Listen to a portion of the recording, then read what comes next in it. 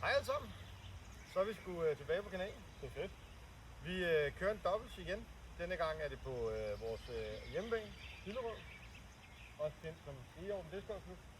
Og vi har valgt i dag at køre et 19-hullers layout. Og for ikke at det er de samme, som jeg spillede, da vi lavede Hillerød Open playthrough, så spiller vi 19-hullers alternativ. Eller 19-hullers normal, Yes. og ikke 19-hullers alternativ. Vi håber på at kunne få dronen op og flyve på et tidspunkt. Men lige nu, og det ved jeg ikke, om I kan se på video, men det regner ikke voldsomt, men nok til, at den ikke kommer ud af tasken endnu. Jeg har heldigvis follow flights fra Hillerød Open på de første huller her, de første rulle på hul 4. Så vi håber og tror på, at vi kan få den op og flyve, når vi rammer hul 4, og kan få filmet de huller, der mangler. Og også forhåbentlig lave lidt catchcam. Det fik vi tilbagemelding på den første video, og det var folk rigtig, rigtig glade for. Jeg synes, det var mega fedt. Så det håber vi også, vi kan lege lidt mere med i dag. Men igen, jeg lover ikke noget. Vejret er ikke, hvad de lovede. Det skulle have været tørvejr indtil kl. 11, og det var så om næsten 3 timer. Det skete ikke. Så ja. Men vi håber stadigvæk, at spillet bliver nogenlunde, kvaliteten bliver nogenlunde, og I stadig gider at blive med og hygge jer. Men hul 1. 112 meter fra 3, ned ad bakke, 3-4 meters drop, vil jeg sige, cirka til kurven. De fleste spiller en hejse ud over bøgen, og lader den fade ind, altså det er for højrehåndet. Venstrehåndet tror jeg kører noget straight baghånd eller noget forhåndsflex. Ja. Der er også nogle højrehånd, der spiller en forhåndsflex ud over brandbøgen, men ja, de fleste kører nok en baghånd ud over branden, og så lader den fade ind til kurven. Hvad går vi i dag? Vi skal lige have nogle predictions her, inden vi går i gang. Og nu er det mig, der kalder først, eller hvad? Ja. Jamen, jeg går med 14 igen. Men fordi vi er på hjemmebane, så tør jeg godt sige minus 12. Du siger 12, jeg siger 14. Hvad tror I derude? Skriv det i kommentaren. God vind. Lad os gøre det. Jeg kører en Newton Aspect. Stille og roligt ud af brandbøen på sig.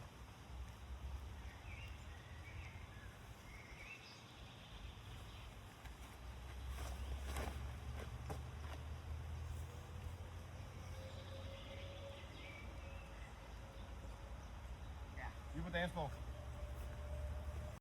Jeg prøver med min brace, samme linje som resten.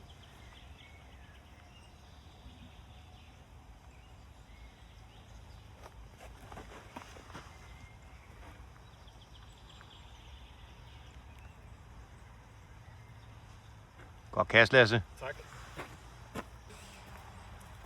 Vi lander jo her i cirkel 1.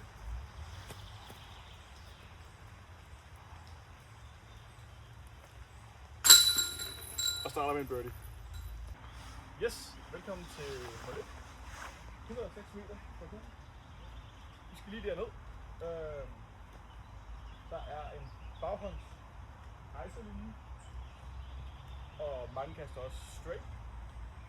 Og for de tomahawk entusiastiske er der også en helt fri tomahawk linje. Let's go. Action. Jeg kører en bokeh, hejser flip. Jeg starter lige venstre side af livet, så kan jeg trappe lidt over.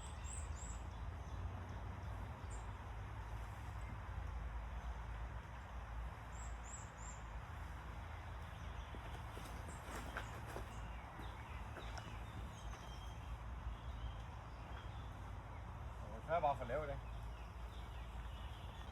Jeg prøver at gøre Martin kunsten efter.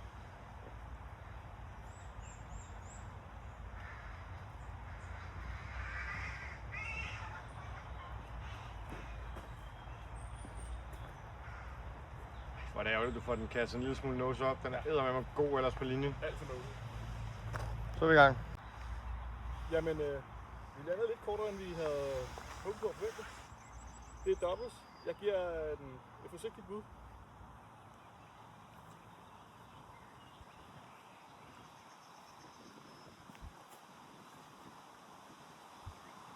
Den er i hvert fald lagt op. Du parkerer den.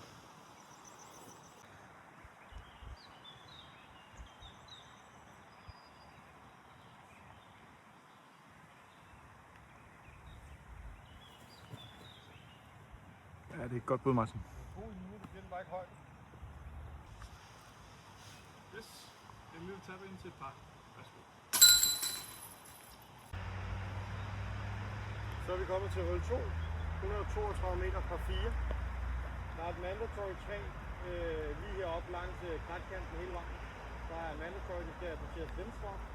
Når vi kommer derop, så er der også OB ned langs kan man sige, det der driving range på venstre side af fairwayen, eller dernede af. Så er sådan en trærække, der kommer til at være OB. Og hvis man pusher den ud over hegnet lang af kurven, er den også OB. Men jeg ser sådan lidt to forskellige drives her. Der er ligesom at prøve at gå straight op mod mandatory med noget, der lige fader ind til sidst. Eller også så er der forhånd ud bred herude mellem de to store træer her, og så lader det fade ind mod mandatory og mod dropzone op. Jeg kører en thrill forhånd. God flex, uden fred.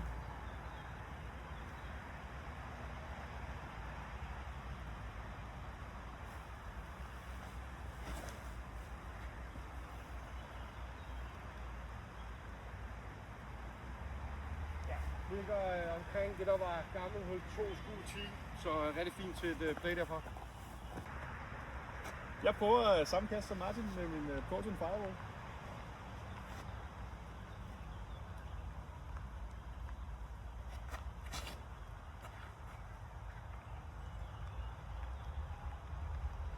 Den ligger der.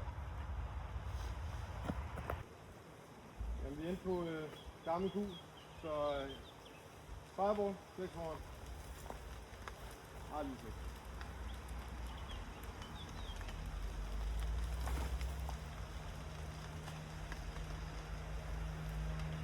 Vi går straight på, men burde have et langt putt. Jeg prøver en flex forhånd med min deflector.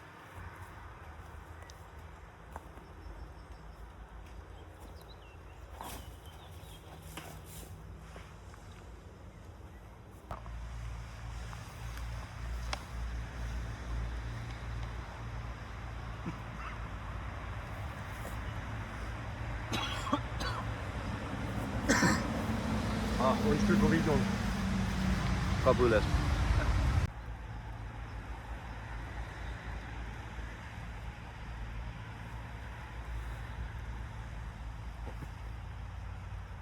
Det bliver bra. Yes.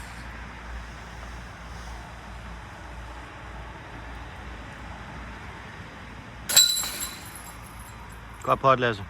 Klar. Velkommen til hul 3. 145 meter. Vi skal rundt om her, ned ad bakken, og så helt nede inde, der står kurven. Der er forskellige plays, du kan tage her. Jeg ser mange, der tager en forhånd, som går rundt der. Så er der mange, der tager en baghånds anden, som flexer. Og så er der mig. Jeg tager en tommerhånd.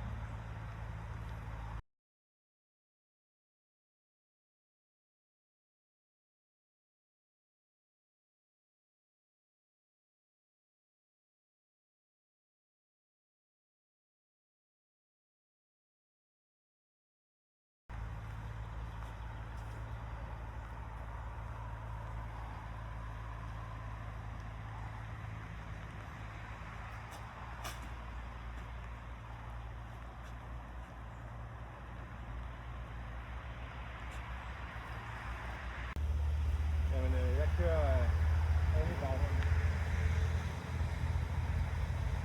En okay.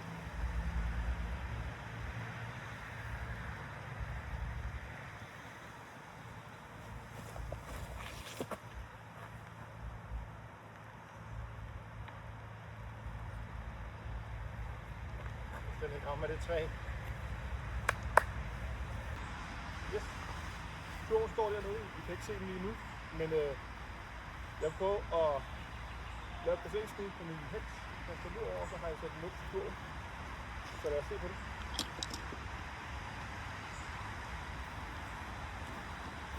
Det kom. Nice. Ja, så sødt. Jamen, jeg prøver at sende dig ned med en soft motion. Quaxi.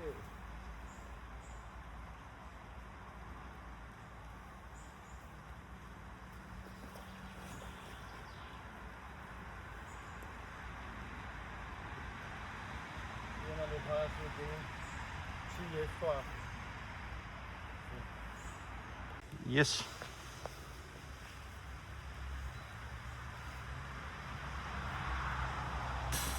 Det er et godt bud, Lasse. Tak.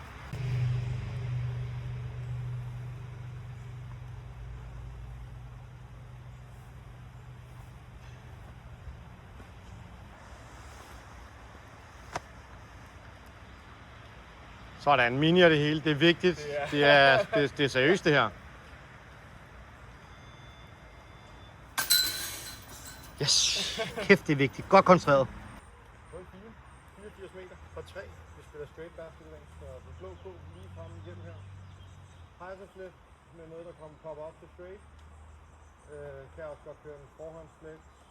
Kan også køre en baghånd ud i højre korridoren, end hvad den straight er.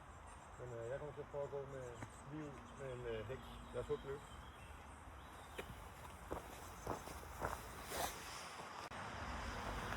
Kør en heks.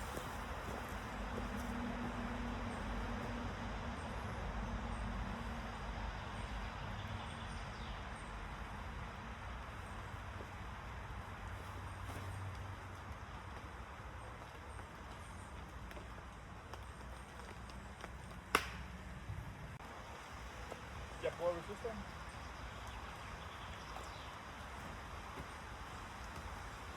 Godt kick.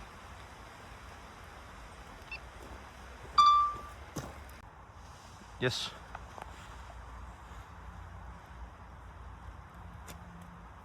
Gør det. Det er et godt bud, Lasse. Tak.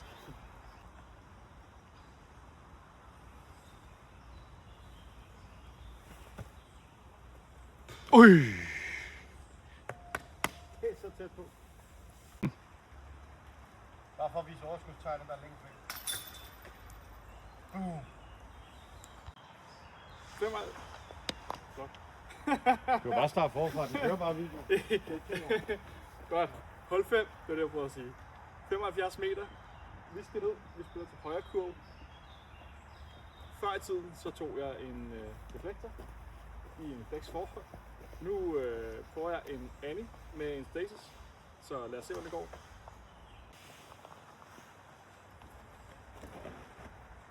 Den er i hvert fald høj nok, Lasse. Så bare drop ned der. Der er pot. Der er godt. Før han tog en deflektor, normal forhånd, så er en stasis. Normal forhånd.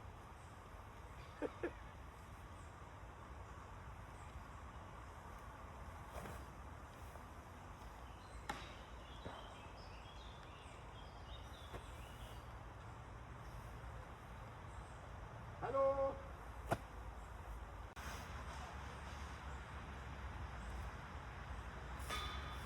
Det er tæt på, Lasse. Sådan. God birdie.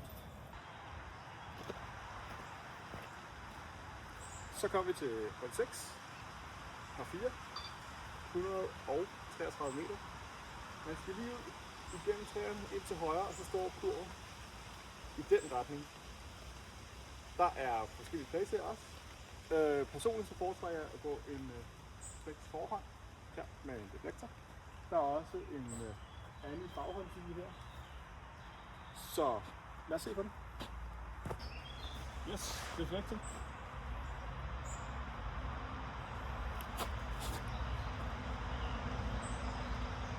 Sneaky gap. Sneaky.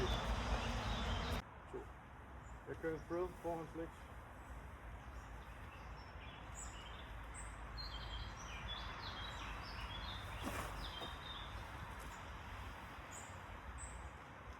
Sådan, lækkert kast. Ja, det kan ikke være meget bedre for mig.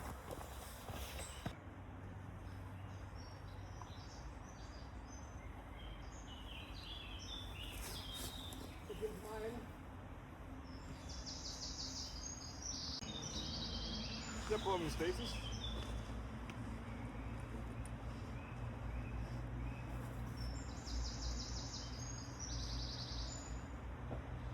Ja, der er et godt.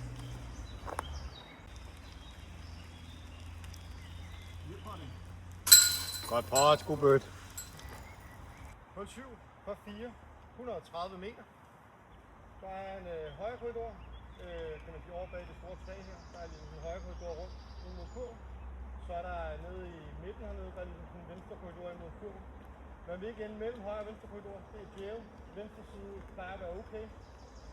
Dyb eller lidt i højre kan også godt være okay, hvis man bare er kommet langt nok derned. Ja, jeg kører en baghånd ned i midten.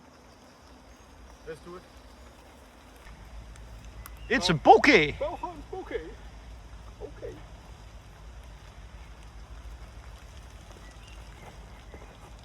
Den er god. Kom hjem. Altså, vi kan se 0% af kastet, fordi Lasse meget gerne vil følge med i sit eget kast her. Men jeg kan fortælle, at den ligger nede i bunden i højre side til videoen. Great success. Neutral timer.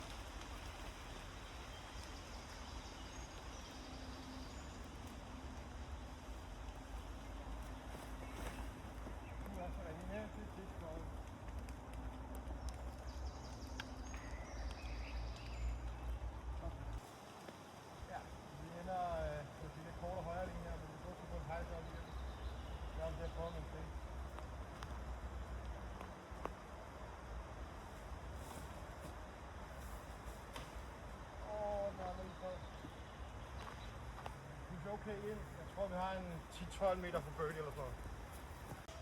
Prøv at få højt den her.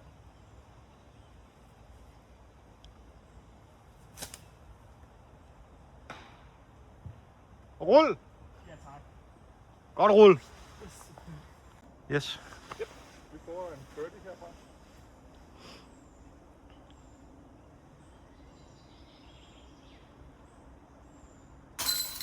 Sådan, Lasse. Yes. Velkommen til Hold 8. Vi spiller normalt fra broen, men på grund af vipse, så er den lukket, og vi tager den derfra for den gamle gule tee. Du skal op lige frem, 126 meter. Ikke nogen OB, der er casual lige i åen. Op for højt kurv, som sagt. Der er enten en forhånd, som hugger ind og pænder ud og kommer tilbage, eller en baghånd, hejser, som pusher langt, og så går over mod kurven. Jeg prøver en baghånd. Jeg kører en pyro.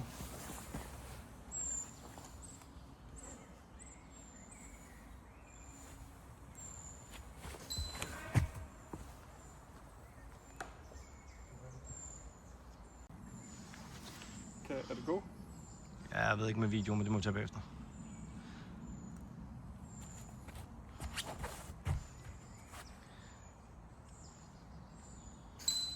Godt kast. Jeg prøver at lave et lille forhåndsindspil med min stasis.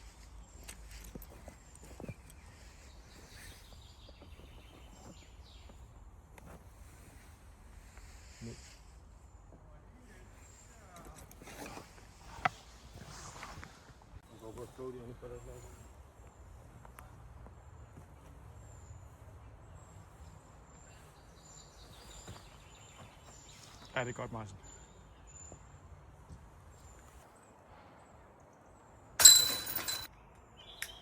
Hul 9, 145 meter, par 3. Skal vi ikke lige prøve det igen? Hul 9, 145 meter, par 4. Mandatory 3 er mest aktuel for hvidspillerne. Men altså ja, man kan vel også lave et habil chance for gul og komme forbi forkert. Men vi skal op imellem målet, de 2 træer, eller en hejser højere op.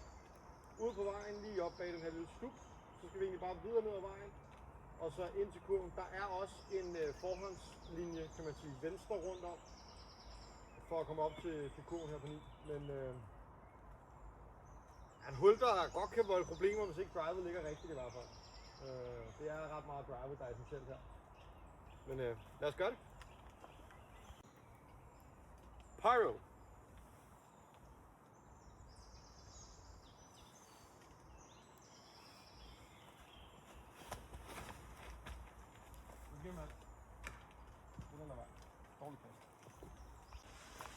Craig.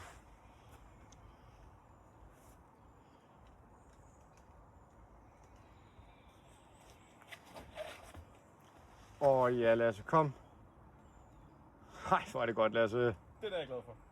Så hvis du er i tvivl, hold 9, kast en crave. Jeg prøver at køre en tomahawk den vej ud. Han er deroppe, ham der manden der. Yes. Prøv lige igen. Jeg prøver at køre en tomahawk den vej ud, så den ind mod kurven.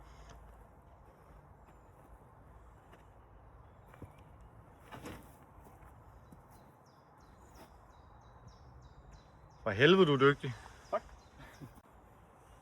Jeg har altid sagt det. Whenever in doubt, deflect to your way out. Og sådan er det.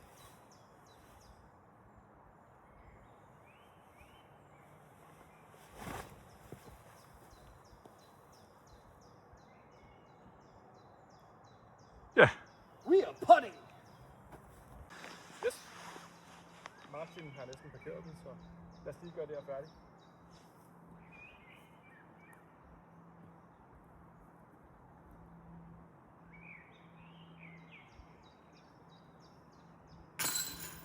Kæft, vi er gode til alternate disc golf, ven. Så kommer vi til hul 9. Hej, det her det er hul 10. Gør vi. Hej. Så kommer vi til hul 10. Der er 81 meter, og vi skal derned. Vi spiller til den venstre kurv. Den blå, I kan se lige over træerne dernede. Der er en flex forhånd, hvis man til det. Men jeg tror, at det mest almindelige på det her, det er at lave en hejser, høj hejser, som kommer op og planer ned til kurven. Det er en par 3, og der er OB ud over stien. Let's go.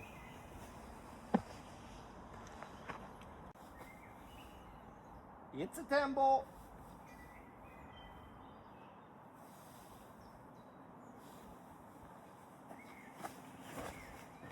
Øj, den er bred. Øj, det er flot træ.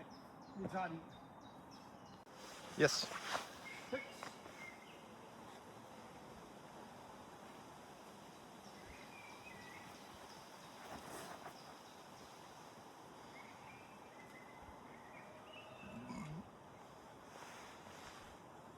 Nu. Vi har valgt at dele banen lidt op, sådan den her uoverskuelige lange kurv. Vi skal stadig derned. Du kan ikke se kurven lige nu, men lige om lidt så kan du have kæder. Deflektor.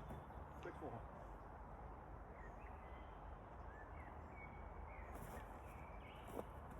Den ser lang ud.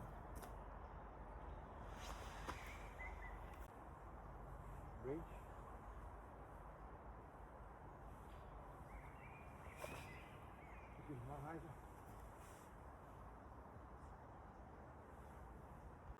Jamen, perfekt placeret inde i busken her, så ned på knæ og et dårligt... Ej, det er spændende der. Kom så. Yes, par 6. Stærk, Martin. Hul 11, par 4, 135 meter. Lidt ærgerligt hul 10 det der, men vi fik reddet par. Nå, hul 11 her. Op igennem alene, mellem de to træer. Straight up igennem, fade op ad bakken. Det er det normale play for en højrehånd, vil jeg sige, de fleste i hvert fald. Der er også Lasses tomahawk. Op igennem, land i midten. Der er også nogen, der kører forhånd ud igennem venstre gabet her, og så bare laver et placement shot op til omkring bunden af bakken. Men aspekt, baghånd, lige igennem.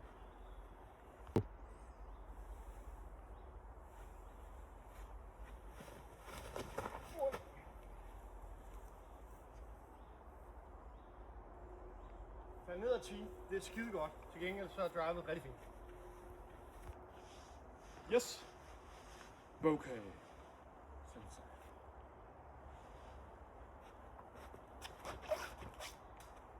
Og kom hjem. And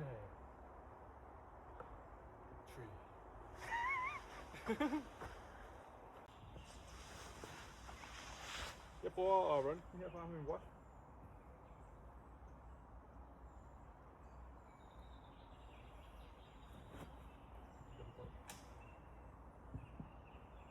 Sådan.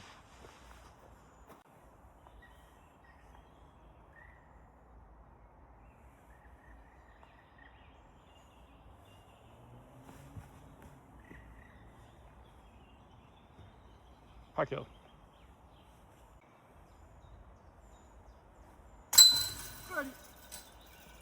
Yes. Hul 12. 130 meter. Op igennem her.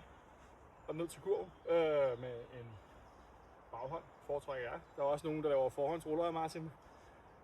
Når vi kommer ned på den anden side af hul dernede, der er en SIG, der er OB, men ellers er der ikke så meget.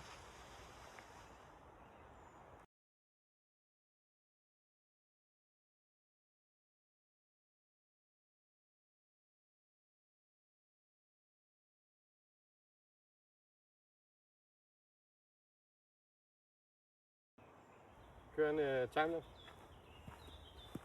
Hvilken ruller der eller?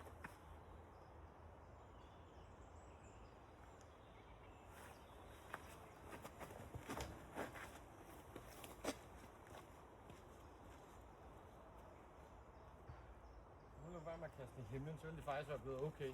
Men når man kaster den i himlen, så dør den bare. Vi prøver med en reaktor.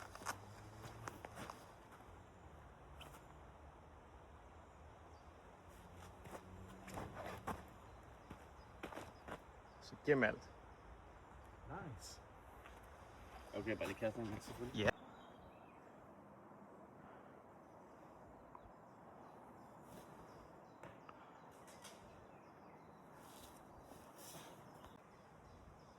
Det her det er ikke optimalt i hvert fald.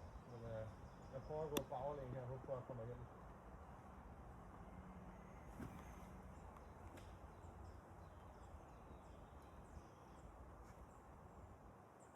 Er den god? Parkeret. Fedt.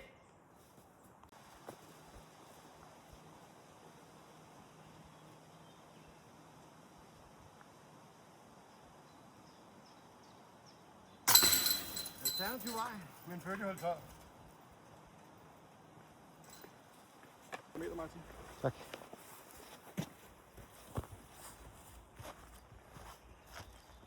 Jamen, hul 13. 147 meter fra 4. Der er OB i venstre, OB i højre.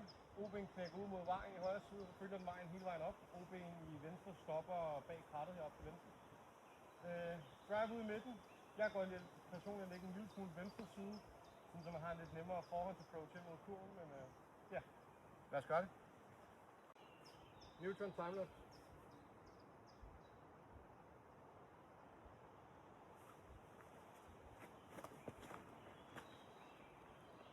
Ja, Torp, det var noget dårligt. Yes. Når man skal spille den her save, så er det eneste rigtige at gøre at tage sin tomahawk disk og smide den ud i midten, så det vil jeg gøre.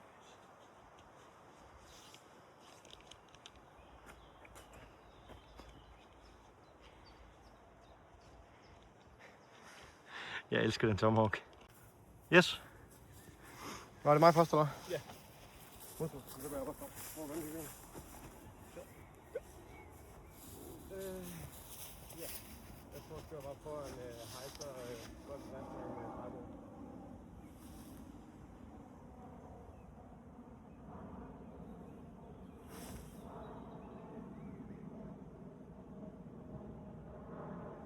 På en grød et eller andet sted. Flex forhånd. Flex det.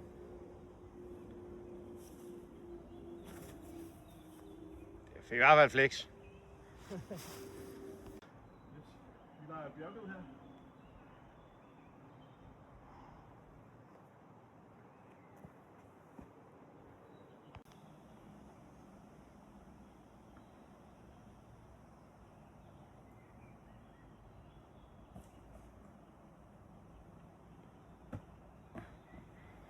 Er du klar?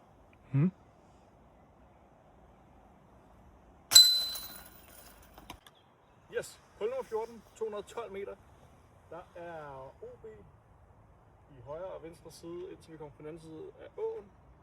Det er en par 5, og jeg starter med en timelapse.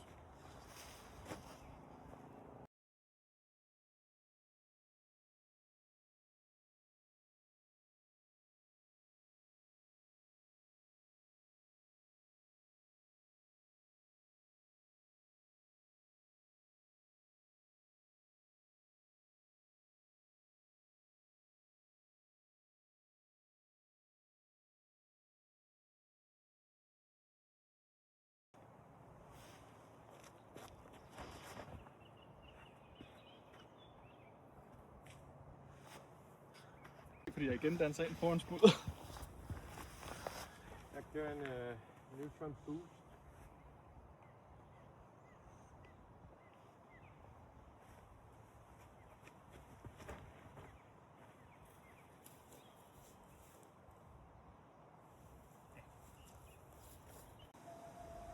køre en proton trail.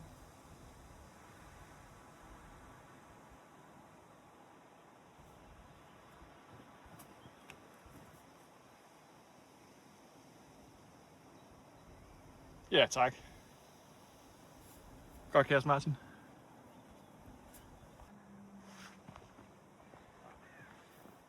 Godt. Vi prøver en crave. Bare komme over på den anden side.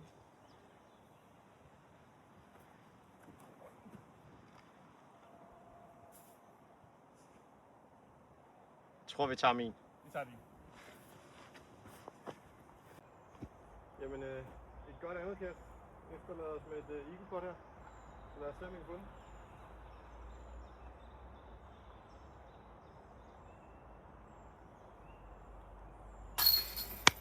Ja, tak. Hold 15. 176 meter fra 4. Lige ned igennem mod træet i midten her. Få den til at fade over til venstre. Der er OB lang, som går hele vejen op. Så går den rundt om, så den nærmest giver sådan en form for ø over ved grinen ved mosen. Der ligger stammer, som markerer OB'en hele vejen.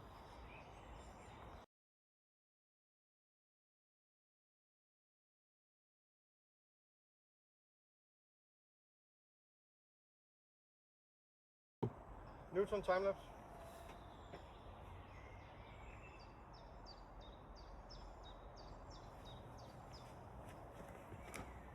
Nej. Kom hjem. Jeg tror, vi er langt. Jeg tror, jeg er OB. Jeg prøver med Craven.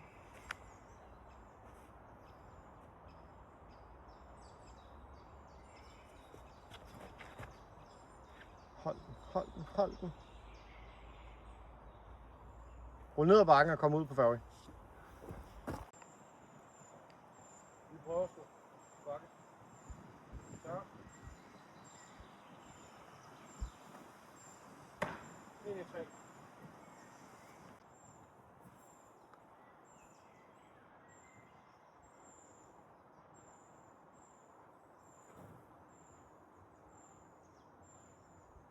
Stasis.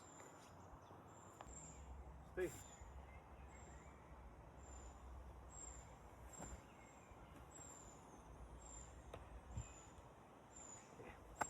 Kom par. Yep. Stasis.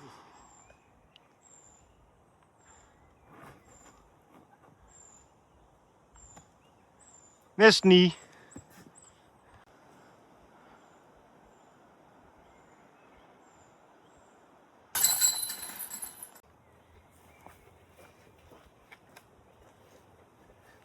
Så bliver det hul 16, 129 meter. Du skal lige ud til at starte med. Så går det en dogleg op til venstre. Så gå op på bakken. Der er et mandetræ hernede, og der er OB i mosen. Lad os kigge på den.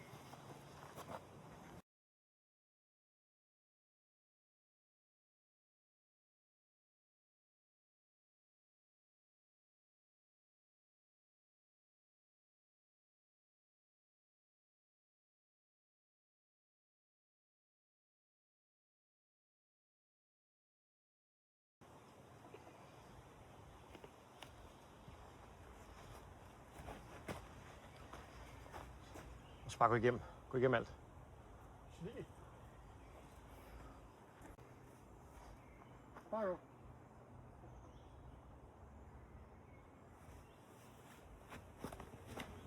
Sådan. Der er den. Go. Stasis.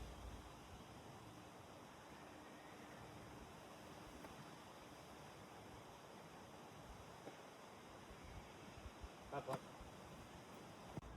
Deflektor.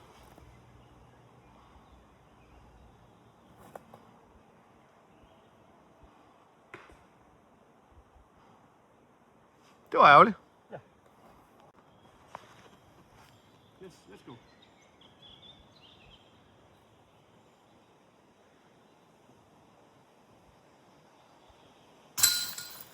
God birdie.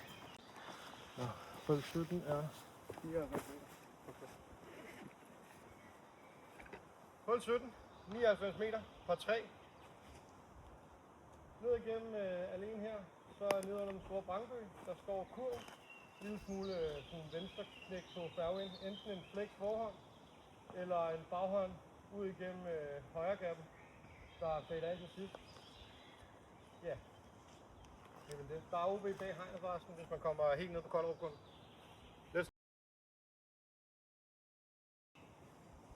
Det er jo sådan tørre, flex forhånd. Ja, det tørre, man kan.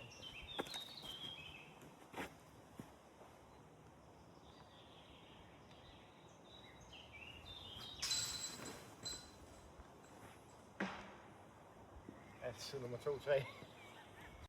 Frozen bogey.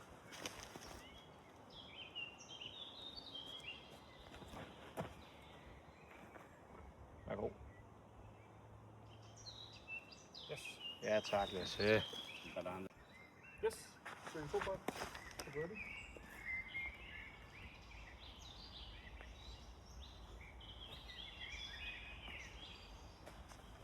Den har vi, ikke?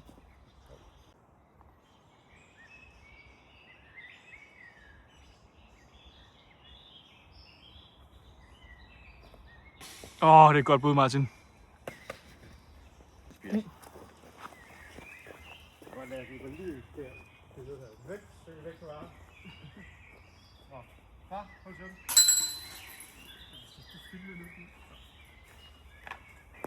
Yes. På laden. 56 meter. Ud gennem gappet og ned. Der er en baghåndslinje eller en flex forhånd.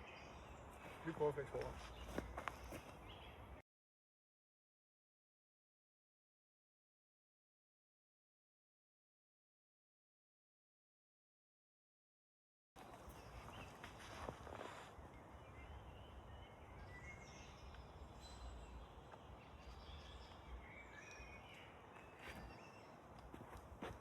Yep.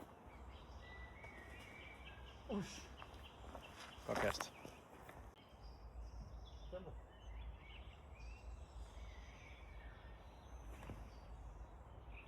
Jeg skal ikke power til den pletter. Vi tager min. Okay. Så kører vi.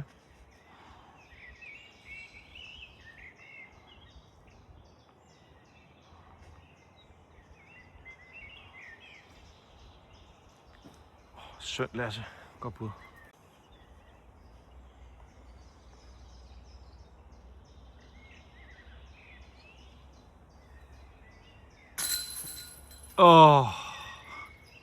Kom igen, ven. Så var det tæt på. Jeg tager den på din. Yes, yes. Ja. Nå. Tak for runden. Der var rundt med. Det er i orden. 19 hullers alternativ. Vi har lidt udfordringer i regnvejret i dag, må man sige. Vi får simpelthen ikke kartet nok på formen. Ja, det er jo egentlig først på hul 6, vi begynder at lave birdies, ikke? Jo, men der varmer vi så også op. Ja, der kørte det rigtig godt. Der havde vi lige en streak, der kørte rigtig fint. Minus 10 ender vi på runden. Så noget under forhåbningen. Ja. Men jeg tænker, at den må have en redo en dag i lidt bedre vejr. Det synes jeg. Men ja, prøv at høre. Minus 10, det var vores runde. Vis os, hvad I kan. Lad os se jeres vilde scores nede i kommentaren. Vi glæder os til at se, hvad I går. Ja. Men ja, det var dagens 19-hullers normal layout på jorden. Og ja, hvis I skal ud og spille turnering herude, så kan I jo både bruge den her video, og skulle man spille alternativ layoutet, eller det her Hilo Open layout, hvor man lige ud fra 16-17 lagt sammen, så ligger der altså også en video inde på vores kanal her. Godt nok på engelsk, men ja, så er I i hvert fald mulighed for at få noget flyover på hullerne og se, hvordan det hele ser ud. Så tak fordi I så med igen. Ja, tak fordi I så med. Vi ses næste video. Vi ses næste gang. Hej. Hej.